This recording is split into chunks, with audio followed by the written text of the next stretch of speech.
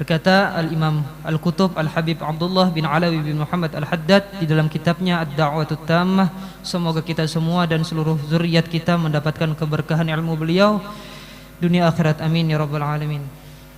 Qala al-musannif, ketahuilah bahwasanya kadang-kadang orang yang berilmu dikuasai oleh tipu daya dan fitnah, keberpalingan dan kelalaian dalam memimpin mereka. Mereka tidak mengamalkan ilmunya dan ilmu tersebut menjadi sekedar di lisan mereka, bukan di hati mereka, dan pada ucapan mereka, bukan pada perbuatan mereka. Pada saat itu ilmu menjadi bukti keburukan di hadapan Allah Subhanahu wa taala bagi mereka. Sebagaimana sabda Rasulullah sallallahu alaihi wasallam, al-ilmu ilmun fil qalbi fadzalika huwal ilmun nafi', wa ilmun 'alal lisan wa dzalika hujjatullahi 'ala bani Adam. Artinya, ilmu itu terbagi menjadi dua bagian, yakni ilmu yang berada di dalam hati, maka itulah ilmu yang bermanfaat, dan ilmu yang hanya sebatas di lidah, maka itulah bukti keburukan di hadapan Allah Subhanahu wa taala bagi anak Adam. Disebutkan pula dalam doa Rasulullah sallallahu alaihi wasallam, Allahumma inni as'aluka ilman nafi'a. Artinya, ya Allah, aku memohon kepada Engkau ilmu yang bermanfaat. Dan Rasulullah sallallahu alaihi wasallam bersabda, dan Rasulullah sallallahu alaihi wasallam berlindung kepada Allah Subhanahu wa taala dari ilmu yang tidak bermanfaat dan hati yang tidak khusyuk. Maka dengan itu semua jelaslah bahwa ilmu itu dibagi menjadi yang bermanfaat dan yang tidak bermanfaat, dan orang-orang yang berilmu dibagi menjadi orang yang berilmunya bermanfaat dan orang yang ilmunya tidak bermanfaat. Terkadang ilmunya termasuk ilmu yang bermanfaat, namun pemiliknya tidak dapat mengambil manfaat karena perbuatannya bertentangan dengan ilmunya. Maka jadilah keadaannya seperti wadah yang kotor, jika dituangi makanan yang lezat niscaya akan mengotori makanan tersebut.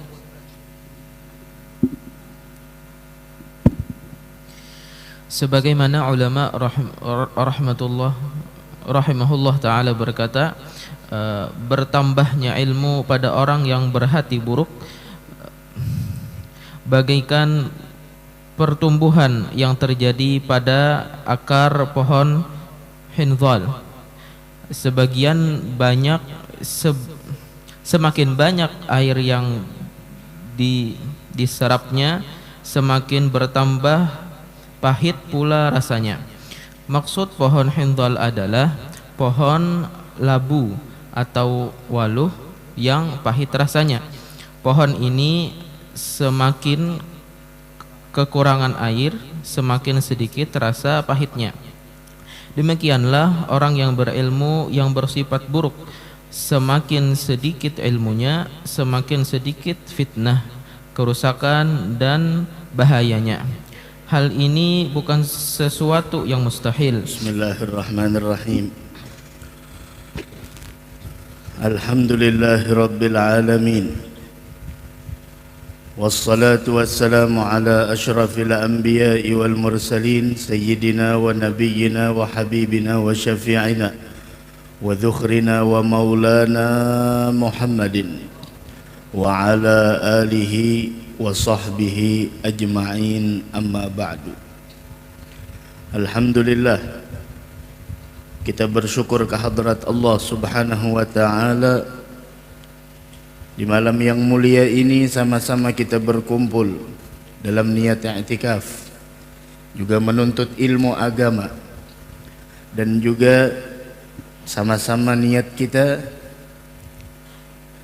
untuk mencari nafahat anugerah karunia dari Allah Subhanahu wa ta'ala, yang mana dari itu semua mudah-mudahan Allah Subhanahu wa ta'ala memberikan kepada kita keampunan, keridhaan, dan tidaklah kita keluar dari ini majlis melainkan kita semua diberikan oleh Allah taufik dan hidayah, sehingga kita mampu melaksanakan berbagai macam ketaatan serta ibadah yang Allah wajibkan kepada kita, dan mudah-mudahan kita diberikan keselamatan dunia wal akhirah dan semoga kita diwafatkan dalam keadaan husnul khatimah.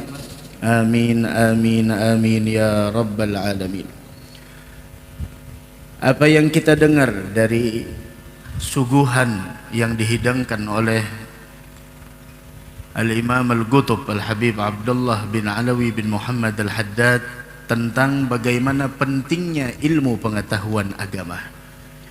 Dan ketahuilah bahwasanya agama ini berdiri dengan kokoh atas dasar ilmu dan pengetahuan. Semakin dalam ilmu dan pengetahuan seseorang, maka semakin kokoh agamanya.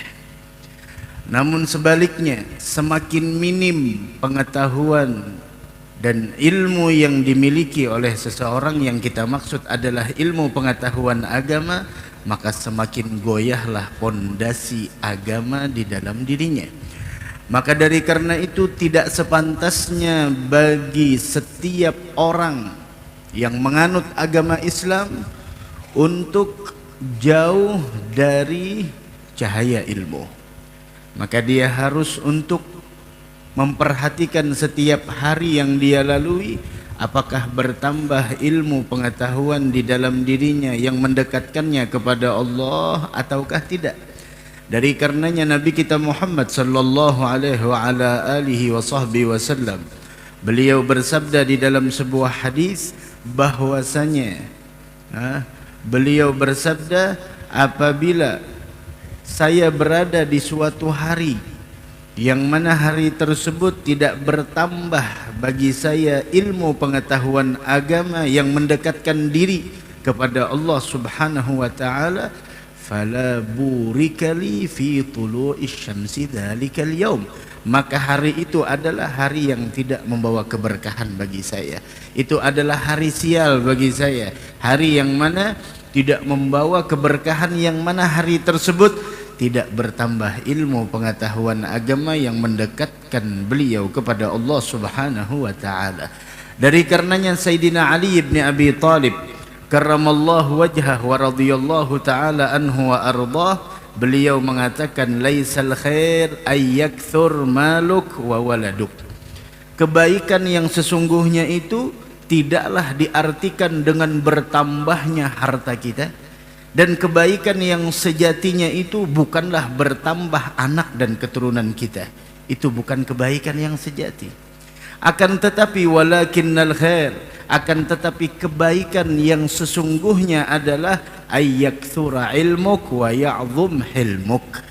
Akan tetapi kebaikan yang sesungguhnya ketika engkau semakin banyak mendapatkan ilmu pengetahuan agama dan semakin besar rasa sabarmu di dalam menghadapi kehidupan ini. Itulah kebaikan yang sesungguhnya. Dari karenanya jangan jauh-jauh dari majelis ilmu, jangan jauh-jauh dari ilmu pengetahuan agama, jangan jauh-jauh dari orang-orang yang dimuliakan oleh Allah Subhanahu wa taala dengan ilmu pengetahuan agama. Karena ketahuilah, al-ilmu qutul qulub fiha ridar rabb. Al-ilmu qutul qalbi fiha ridar rabbi. Ketahuilah bahwasanya ilmu itu merupakan makanan hati kita. Sebagaimana jasad perlu makanan, jasad perlu vitamin, jasad perlu di sana kita berikan makanan agar jasad tersebut tumbuh dengan kuat, ada energi dan lain sebagainya, sehingga dengan kekuatan dan energi tersebut kita bisa beraktivitas, kita bisa mengerjakan apa yang harusnya kita kerjakan, kita bisa mencari nafkah, kita bisa di sana melakukan kegiatan kita setiap harinya. Begitu juga yang namanya hati, di dalamnya ada vitamin. Ada vitamin hati, ada makanan hati, yang mana membuat hati kita menjadi aktif. Ketika hati tersebut aktif, maka dia akan melahirkan perbuatan-perbuatan yang mulia. Ala inna fil jasadi mudghah, idza saluhat saluha sairul jasad, wa idza fasadat fasadat sairul jasad, ala wahiyal qalb. Ketahuilah, di dalam diri seseorang terdapat segumpal daging, yang apabila daging tersebut baik, maka seluruh apa yang dia lakukan, apa yang dia lihat, apa yang dia dengar, seluruh perbuatannya akan menjadi baik.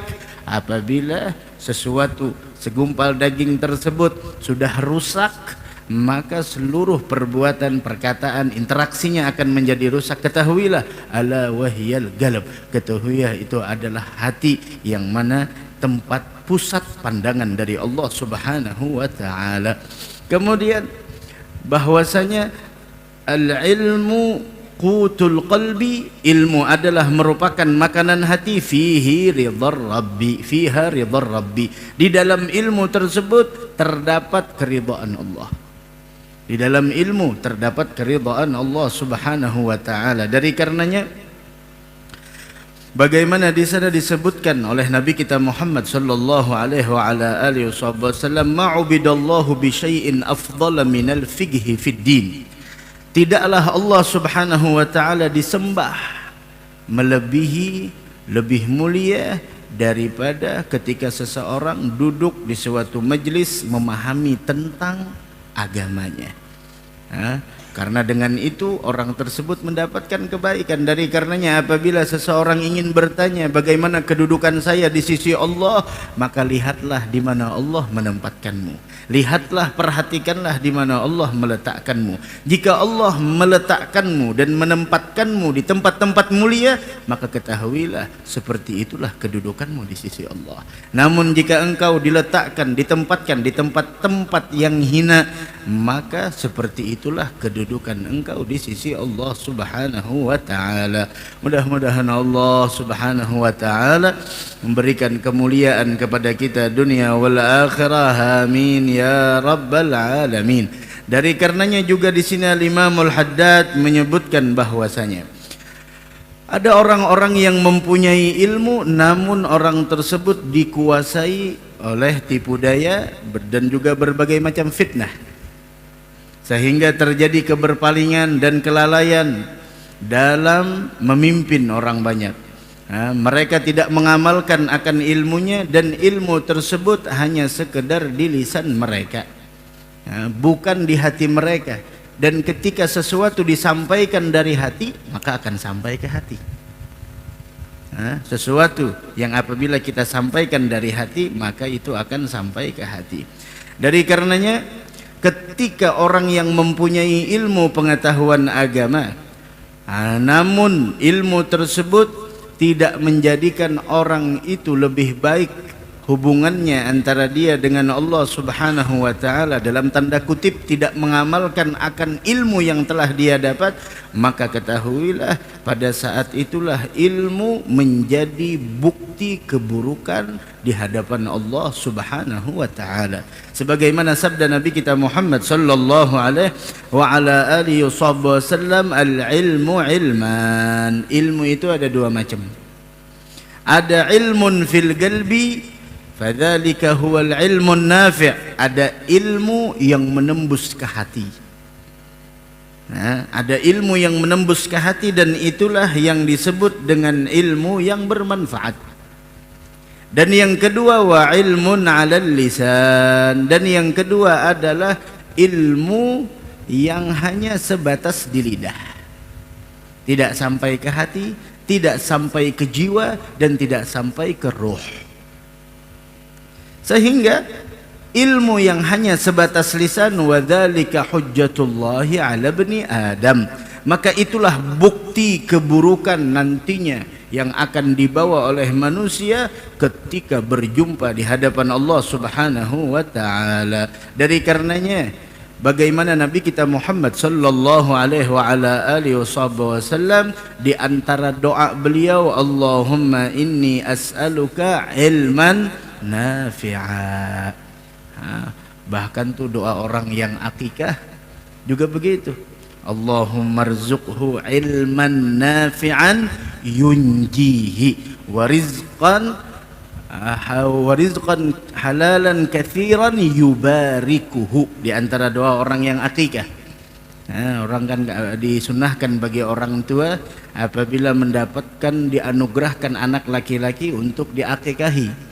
Bagi laki-laki 2 kambing, perempuan 1 kambing, begitu.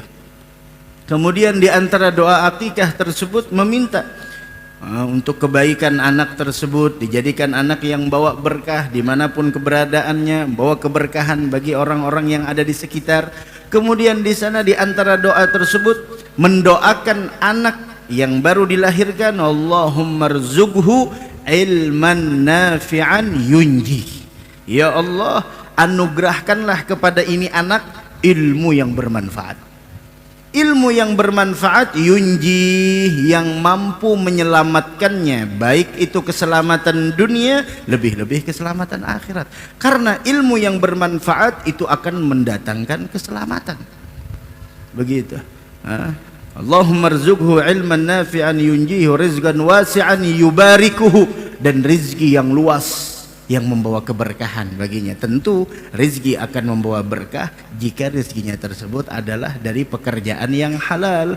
Namun apabila rizki dari pekerjaan yang haram, maka tidak akan pernah membawa kepada keberkahan. Mudah-mudahan Allah luaskan rizki kita yang halal, membawa keberkahan insyaallah. Amin ya rabbal alamin. Itu doanya Nabi Muhammad, ilman nafi'a, minta ilmu yang bermanfaat. Minta ilmu yang bermanfaat, itu ilmu yang bermanfaat.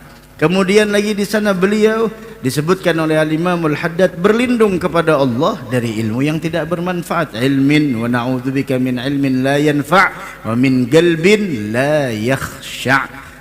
Berlindung kepada Allah dari ilmu yang tidak bermanfaat dan hati yang tidak pernah khusyuk. Dari karenanya tuh ketika kita hadir majlis, jangan hanya sekedar hadir. Setelah selesai majlis, introspeksi diri kita, apa yang kita dapat dari majlis tersebut. 1, 2, 3, 4, 5. Ada catatan notisnya kita. Apa yang kita dapat?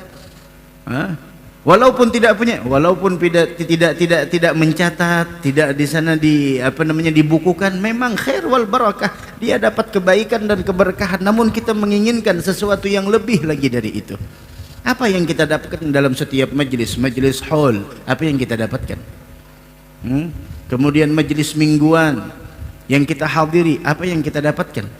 Kemudian lagi majlis yang kita hadiri, baik di siang hari, baik di malam hari, ketika ketemu sama ulama, apa yang kita dapatkan? Harus kita ambil faedah. Harus kita ambil faedah. Begitulah harusnya. Dan ilmu yang bermanfaat itu, tahukah ilmu yang bermanfaat itu seperti apa? Ilmu yang bermanfaat adalah ilmu yang mendatangkan rasa takut kepada Allah. Ilmu yang bermanfaat, ilmu yang menjadikan kita memprioritaskan akhirat daripada dunia. Ilmu yang bermanfaat adalah ilmu yang memperlihatkan tentang keaiban diri kita. Ilmu yang bermanfaat adalah ilmu yang membutakan mata kita dari melihat kekurangan orang lain. Ilmu yang bermanfaat adalah ilmu yang selalu menjadikan kita menerima nasihat orang lain meskipun kita punya ilmu. Ilmu yang bermanfaat adalah ilmu yang menjadikan kita tutup telinga dari kekurangan dan keaiban yang kita dengar dari fulan bin fulan bin fulan. Ilmu yang bermanfaat adalah ilmu yang menjadikan kita mengetahui tentang bagaimana tipu daya syaitan laknatullahi ta'ala alaih yang selalu menjerumuskan manusia dalam lembah kehinaan. Itulah ilmu yang bermanfaat. Dari karenanya ketika ilmu bermanfaat diminta oleh Nabi Muhammad, maka ilmu tersebut mahal. Mahal ilmunya. Ilmunya mahal. Kenapa? Karena diminta oleh makhluk termulia, yaitu Nabi kita Muhammad sallallahu alaihi wa ala alihi wa sahbihi wasallam. Lebih mahal dari permata, lebih mahal dari emas, lebih mahal dari apapun yang mahal di dunia ini. Dari karenanya mudah-mudahan kita punya ilmu yang bermanfaat insyaallah. Amin amin ya rabbal alamin. Maka dari karena itu kata beliau, jelaslah bahwa ilmu itu dibagi menjadi ada yang bermanfaat, ada yang tidak bermanfaat. Dan juga orang-orang yang punya ilmu, orang yang ahlul ilm, dibagi menjadi orang yang ilmunya bermanfaat, ada ilmunya yang tidak bermanfaat. Terkadang, dan ketahuilah, terkadang ilmunya termasuk ilmu yang bermanfaat, namun pemiliknya tidak dapat mengambil manfaat karena perbuatannya bertentangan dengan ilmunya. Begitu. Ilmunya sebenarnya bermanfaat, tapi pemiliknya tidak dapat mengambil manfaat karena perbuatannya itu bertentangan dengan ilmunya. Nah, itu tanda ulama akhirat, perbuatannya tidak bertentangan dengan ilmunya, perbuatannya tidak bertentangan dengan apa yang disampaikannya. Maka jadilah keadaannya seperti ina, yaitu wadah yang kotor. Jika dituangi makanan yang lezat, niscaya akan mengotori makanan tersebut, tidak bisa diambil faidah jadinya. Nah, mudah-mudahan hati kita dibersihkan oleh Allah Subhanahu wa taala. Amin ya rabbal alamin. Dari karenanya disebutkan oleh sebagian ulama, perumpamaan bertambahnya ilmu pada orang yang berhati buruk bagaikan pertumbuhan yang terjadi pada akar pohon hamdhal. Hamdhal itu buahnya pahit. Rimbun semakin besar tapi pahit buahnya. Begitu, semakin banyak air yang diserapnya semakin bertambah pahit pula rasanya. Kenapa? Karena tidak bermanfaat. Orang tersebut tidak bisa mengambil manfaat daripada ilmu tersebut. La ilaha illallah. Mudah-mudahan kita diberikan ilmu yang bermanfaat oleh Allah. Pelajari ilmu anak-anak kita, jangan sampai mereka jauh dari majelis ilmu, daripada para ulama. Kenalkan mereka dengan para ulama. Karena ketahuilah Nabi kita Muhammad sallallahu alaihi wasallam, beliau bersabda dalam sebuah hadis, yashfa'u yaumal qiyamah thalathah, yang besok bakal memberikan syafaat di hari kiamat itu 3 golongan. Yang pertama anbiya, para nabi, kemudian yang kedua al ulama, para ulama, dan yang ketiga besok yang bakal memberikan syafaat yaitu adalah asy-syuhada, orang-orang yang wafat dalam keadaan syahid. Ada hadis diriwayatkan oleh Al-Imam Ibnu Majah. Kemudian Al-Imam Al-Ghazali, beliau berkomentar tentang hadis tersebut, bahwasanya 3 golongan besok yang bakal memberikan syafaat. Yang pertama para anbiya, urutan yang kedua adalah para ulama, kemudian yang ketiga adalah para syuhada, orang-orang yang wafat dalam keadaan syahid. Al-Imam Al-Ghazali ketika mendengar hadis tersebut, beliau mengatakan fa'azim bimartabatin hiya talin nubuwata wa fawqa syahadah ma'a ma warada fi fadli syahadah.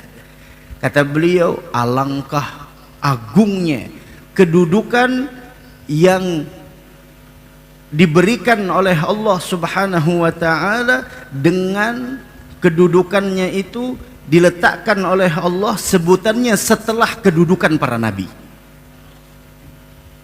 Alangkah agungnya kedudukan yang disebut oleh Nabi Muhammad, yaitu kedudukan yang letaknya itu setelah kedudukan para nabi dan di atas para syuhada. Padahal kita semua tahu bagaimana keutamaan orang-orang yang wafat dalam keadaan syahid.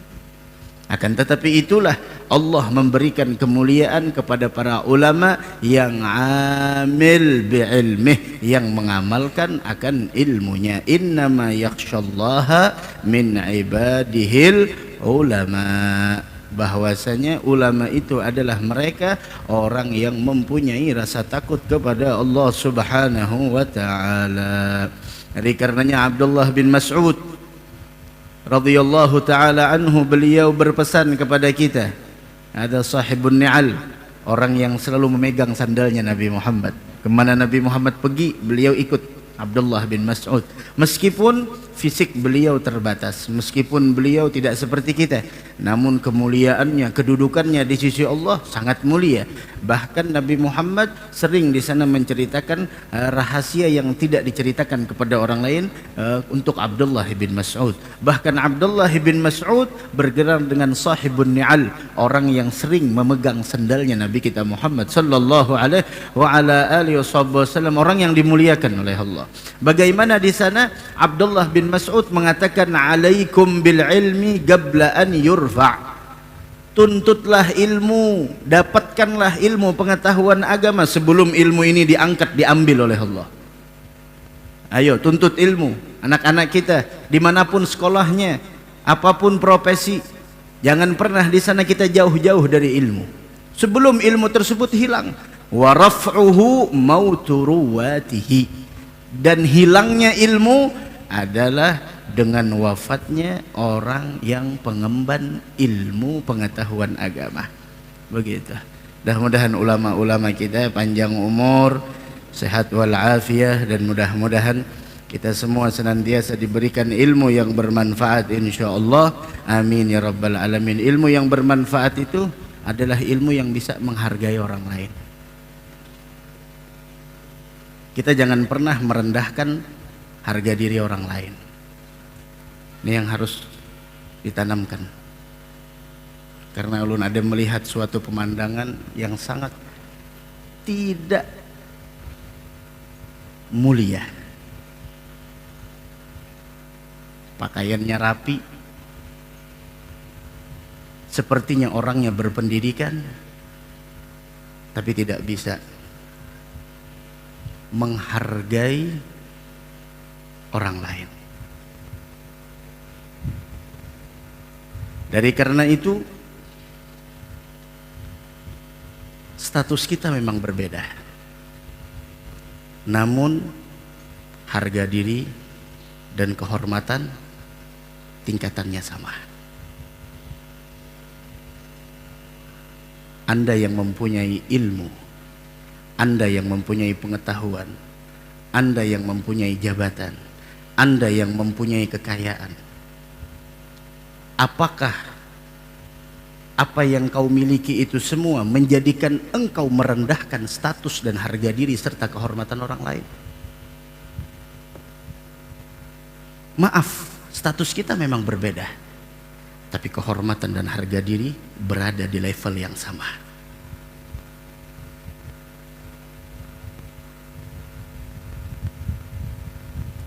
Pekerjaannya memang hanya sekedar mengatur lalu lintas, jaga parkir dan lain sebagainya. Tapi ingat, kehormatan dan harga dirinya levelnya sama dengan kita. Dan engkau bukanlah orang yang berpendidikan, bukanlah orang yang sukses jika engkau tidak bisa menghargai kehormatan dan harga diri yang dimiliki oleh orang lain, meskipun statusnya di bawah dari engkau. Hati-hati. Masya Allah, mentang-mentang naik mobil dan lain sebagainya, menghinakan dengan tukang parkir, dengan memanggil tukang parkir dengan nada yang menghina dan lain sebagainya. Ada apa? Apakah kekayaanmu menjamin keselamatanmu? Jika engkau memang benar-benar berpendidikan, apakah seperti ini interaksi orang yang berpendidikan kepada orang yang statusnya di bawah dari engkau? Makanya tadi ulun katakan, status kita memang berbeda, tapi harga diri dan kehormatan berada di level yang sama. Yang kedudukannya saat ini jadi bos di sebuah perusahaan, jaga harga diri dan kehormatan karyawanmu. Meskipun dia karyawanmu, meskipun dia adalah anak buahmu, tetap kita mempunyai harga diri dan kehormatan di level yang sama. Hargai mereka. Maaf, yang mesan makanan lewat aplikasi online dan lain sebagainya, jika mereka ada keliru, khilaf dan kesalahan, maka kompromikan dengan baik. Jangan pernah karena kita merasa kita yang mesan dan lain sebagainya kemudian ada kesalahan, kemudian kita mencaci, memaki, menghina, merendahkan harga diri dan kehormatan orang lain. Sungguh itu bukan perbuatan yang terpuji. Hati-hati. Yang punya pembantu di rumah, asisten rumah tangga, jangan mentang-mentang engkau memberikan tunjangan per bulan kepada orang tersebut, kemudian engkau semena-mena dengannya. Jangan. Hargai. Dia juga punya harga diri, dia juga punya kehormatan. Begitulah seterusnya. Jangan pernah merendahkan orang lain.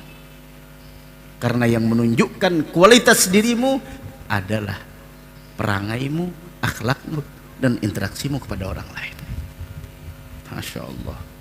Mudah-mudahan Allah muliakan kita dunia wal akhirah. Amin ya rabbal alamin. Bismillah, baca. Sesungguhnya tabiat dan perbedaan pada anak cucu Adam bagaikan perbedaan pada tabiat dan unsur-unsur pada pohon-pohon dan jenis tanah. Sebagian pohon dan jenis tanah ada yang menjadi baik, tumbuh dan subur dengan diberi dan disirami banyak air. Sebagian yang lain justru berlawanan dengan itu, seperti pohon yang pahit dan berduri dan telah tandus dan lahan yang rusak. Sebagian bertambah airnya, sebagian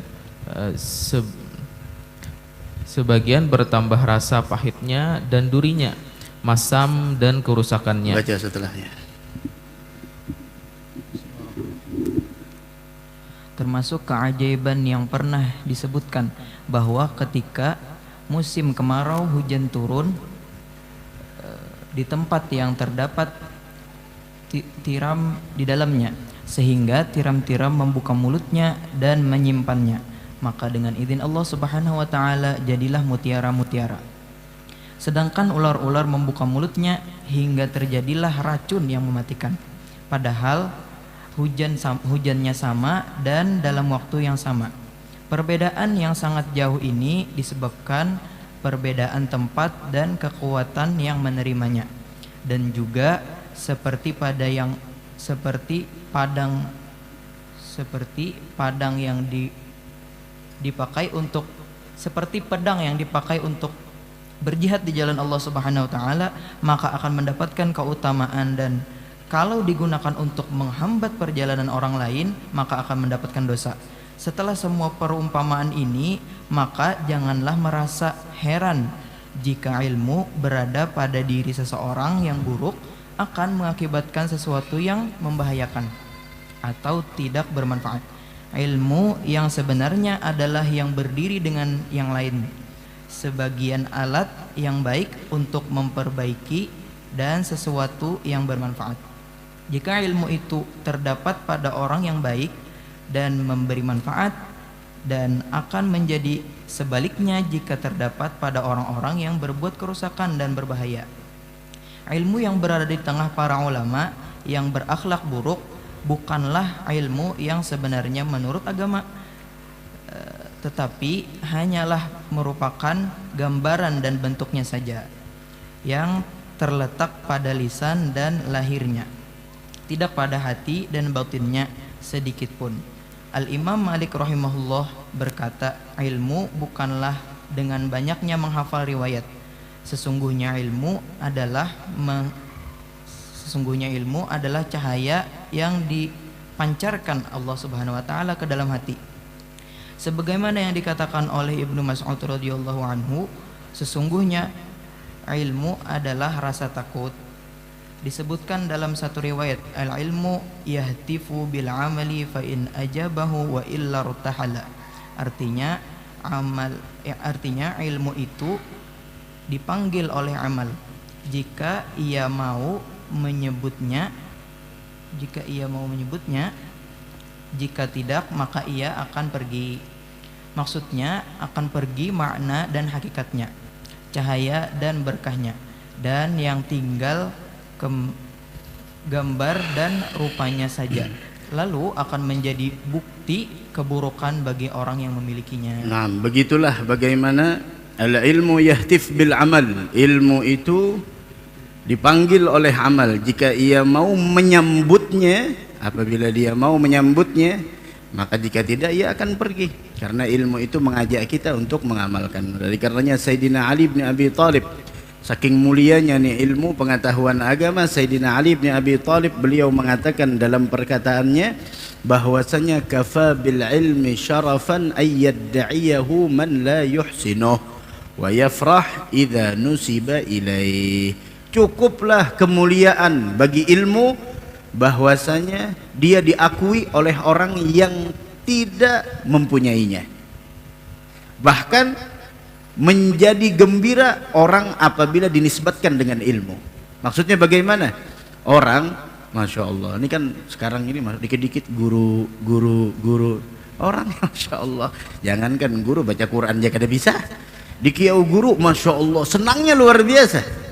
Kafa bil ilmi syarafan. Cukuplah kemuliaan bagi ilmu ketika ilmu tersebut diakui oleh orang yang sebenarnya tidak layak untuk disandarkan dengan ilmu. Begitu juga senang jika dinisbatkan dengan ilmu. Ada cukup.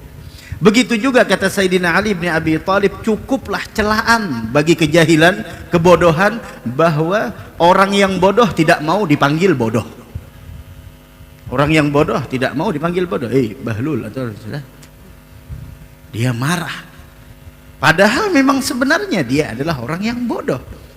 Dari karenanya bagaimana tuh kita sering berdoa, Rabbana atina fid dunya hasanah wa fil akhirati hasanah. Hadzal Imam Hasanul Basri rahimahullah subhanahu wa ta'ala, beliau ketika firman Allah, Rabbana atina fid dunya hasanah, wahai Allah berikan saya kebaikan dunia dan juga kebaikan di negeri akhirah. Beliau mengatakan innal hasanata fid dunya, tahukah kebaikan yang di dunia itu apa maksudnya? Memang berbagai macam ulama mengemukakan pendapatnya tentang apa yang dimaksud dengan kebaikan dunia dan apa yang dimaksud dengan kebaikan akhirah. Di antaranya Imam Hasanul Basri, beliau mengatakan al hasanata fid dunya, kebaikan yang ada di dunia yang kita minta dan yang akan diberikan oleh Allah, maksudnya adalah al ilmu wal ibadah, ilmu dan ibadah. Jika kita diberikan ilmu dan ibadah, ilmu yang bermanfaat tentunya, maka sungguh kita telah diberikan oleh Allah, yaitu hasanatud dunia, kebaikan dunia. Ada juga yang mengatakan yang dimaksud dengan dunia hasanah, yaitu kebaikan dunia, punya pasangan hidup yang baik. Ada juga yang dimaksud dengan hasanatud dunia, kebaikan dunia, yaitu adalah ketika kita punya teman yang baik. Bahkan ada yang mengatakan ketika kita meminta hasanatud dunia, Rabbana atina fid dunya hasanah, maksudnya adalah orang-orang yang menggunjing kita. Itu adalah makna dari ad-dunya hasanah. Loh, bagaimana orang yang menggunjing kita? Bukankah itu sesuatu yang tidak kita inginkan? Iya memang, tapi di balik itu ada kebaikan. Apa kebaikannya? Transfer nilai pahala kepada kita. Ada kebaikan dunia. Wa fil akhirati hasanah. Dan diantaranya lagi yang dimaksud dengan wafil akhirati hasanah, yaitu kebaikan di negeri akhirah. Tidak ada kebaikan di negeri akhirah setelah ilmu dan ibadah, melainkan adalah al-jannah, yaitu adalah surga. Begitulah, dari karenanya amalkan ilmu yang kita dapat meskipun sedikit. Ada diceritakan tuh dulu di Hadramaut, ada orang tua sama anak, tiap kali berangkat ke majelis ilmu tidak sampai habis, datang mendengar satu ilmu udah pulang, dan dia tuntut anaknya untuk mengamalkan tuh ilmu. Udah diamalkan baru datang lagi. Itu begitu ada dulu di zaman dahulu, sampai pada akhirnya ketika di perjalanan orang dulu untuk ke majelis ilmu lelahnya luar biasa, capeknya luar biasa. Sampai pada akhirnya di pertengahan jalan orang tuanya mau buang air. Ketika mau buang air, masuk dulu ke tempat-tempat yang sepi dan lain sebagainya, mau buang air tidak ada hammam, ya akhir buang air di sahra, tempat gurun pasir. Kemudian orang tuanya mau buang air, kemudian kata anaknya, kita dapat ilmu kemarin bahwasanya kalau mau buang air jangan jangan ke tempat yang keras, harus kita lunakkan dulu. Lunakkan, dilunakkan baru di sana. Setelah buang air selesai, kata bapaknya, udah kita pulang. Loh, masih belum sampai? Udah kita dapatkan ilmu, bilangnya. Ini ilmu udah kita dapatkan di jalan. Udah selesai. Karena ilmu itu yang diamalkan, bukan yang kita koleksi dan lain sebagainya. Masya Allah, mudah-mudahan ada manfaatnya. Itu yang paling penting tadi. Ya, apalagi itu yang punya jabatan, yang punya kedudukan, yang punya pangkat, jangan pernah kita menghinakan orang lain.